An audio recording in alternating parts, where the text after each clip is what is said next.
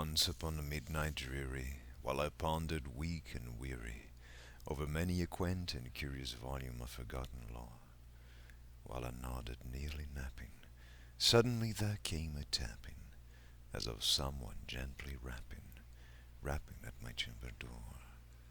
"'Tis some visitor," I muttered, "tapping at my chamber door. Only this and nothing more." Ah, distinctly I remember.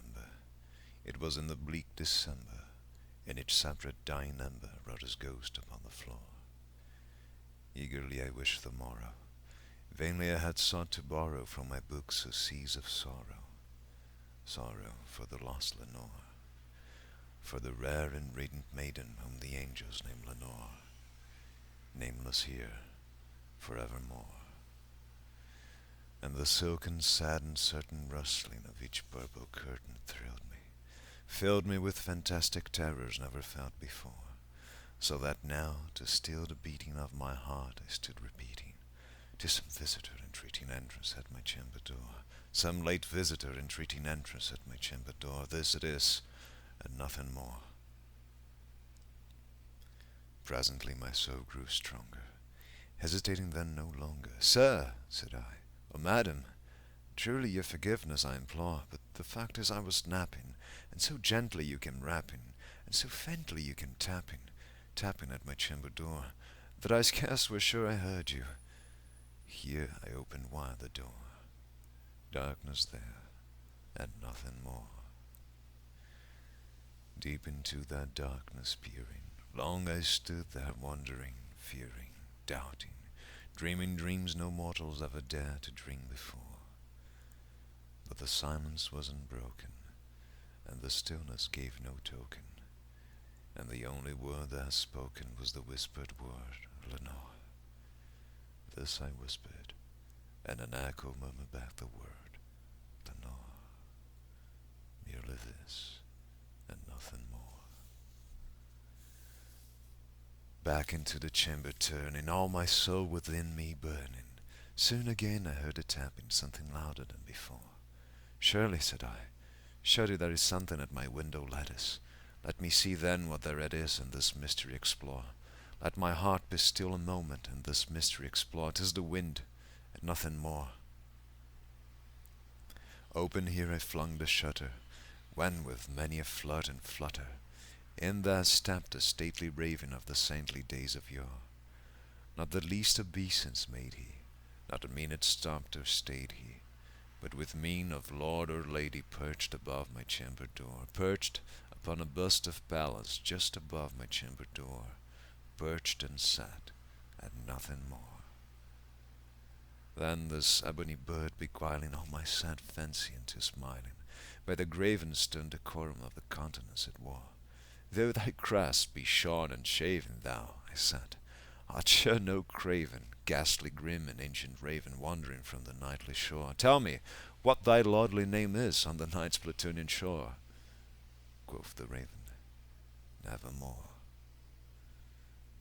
Much I marveled this ungainly fowl to hear discourse so plainly, though its answer little meaning, little relevancy bore.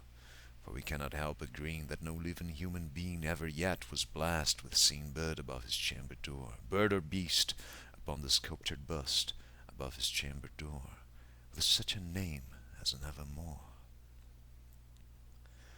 But the raven sitting lonely on that blessed bust spoke only that one word, as if his soul in that one word he did outpour. Nothing farther than he uttered, not a feather than he fluttered, till I scarcely more than muttered, "All the friends have flown before. On the morrow he will leave me, as my hopes have flown before." Then the bird said, "Nevermore."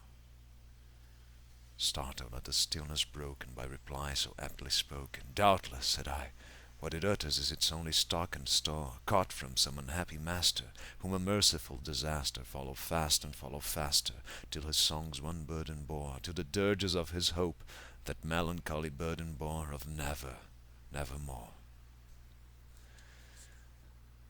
But the raven still beguiling all my sad soul into smiling, straight I wheeled a cushioned seat in front of bird and bust and door.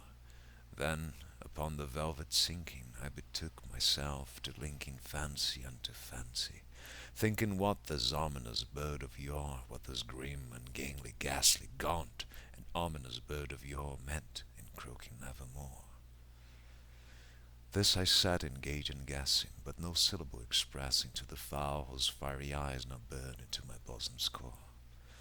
This and more I sat divining, with my head at ease reclining, on the cushion's velvet lining that the lamplight glowed o'er, but whose velvet violet lining, with the lamplight glowing o'er, she shall press, I'll nevermore.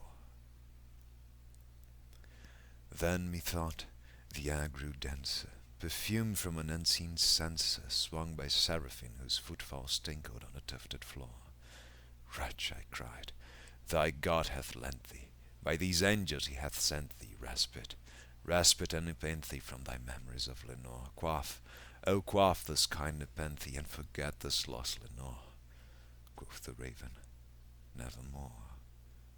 Prophet, said I, thing of evil, prophet still if bird or devil, where the tempest sent or where the tempest tossed thee here ashore, desolate yet all undaunted, on this desert land enchanted, on this home by horror haunted, tell me truly, I implore, is there balm in Gilead? Tell me, I implore. Quoth the raven, nevermore. Prophet, said I, thing of evil, prophet still if bird or devil, by that heaven that bends above us, by that God we both adore, tell the soul with sorrow laden, if within the distant Aden it shall clasp a sainted maiden whom the angels name Lenore, clasp a rare and radiant maiden whom the angels name Lenore. Quoth the raven, nevermore. Be that word our sign of parting, bird or fiend, I shrieked upstarting. Get thee back into the tempest and the night's Plutonian shore. Leave no black plume as a token of that lie thou so hath spoken. Leave my loneliness unbroken. Quit the bust above my door. Take thy beak from out my heart, and take thy form from off my door. Quoth the raven, nevermore. And the raven, never flitting, still a sitting on the pallid bust of Pallas, just above my chamber door, and his eyes have all the seeming of a demon's that is dreaming, and the lamplight o'er him streaming throws its shadow on the floor, and my soul, from out that shadow that lies floating on the floor, shall be lifted nevermore.